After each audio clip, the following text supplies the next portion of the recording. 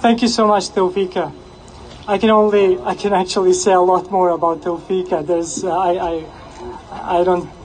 I can't even measure, your strength and your perseverance through all this. I will speak English. Dear friends, I am Adnan Mahmutovic. I like to be called by my right name. I hold true that whoever kills an innocent person, it is as if he had slain entire humanity. And whoever saves one person, it is as if he had saved mankind entirely.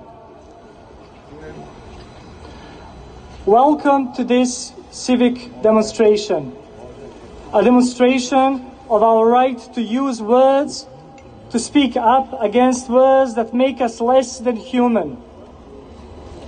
We are defined by our languages, and we seek to elevate ourselves through languages. This is why we have poets. This is why we have holy books. And this is why we have literature. And this is why Alfred Nobel once thought that literature should have a prize equal to that of sciences. A making of a poem can be like building a rocket, just as amazing and just as dangerous, just as liberating and just as oppressive. We love to put inspiring words on our walls like paintings, good words like good seeds, words that make fun of mothers who have grown old looking for bones of their sons are not worthy of the walls built by Alfred Nobel.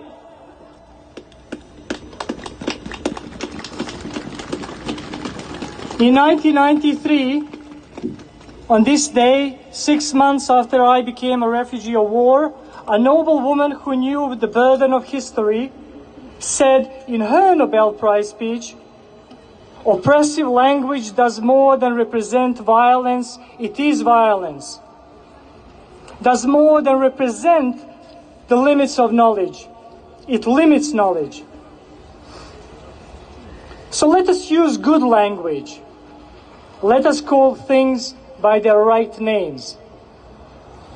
There is something called a mother, something called a child. There is something called a people. There is something called a crime. There is something called a crime against humanity. There is something called genocide. Tonight we have invited you to bear witness to a diversity of voices that will speak against this continuing degrading of the Nobel legacy, our legacy. These voices do not have a common nationality, religion, ideology, but they have one thing in common: dignity. Without further ado, I invite on the stage our dear mothers of Srebrenica and Žepa, who have suffered most during the war and are continuing. This is a prolongation of their suffering, of our suffering. So please welcome mothers of Srebrenica.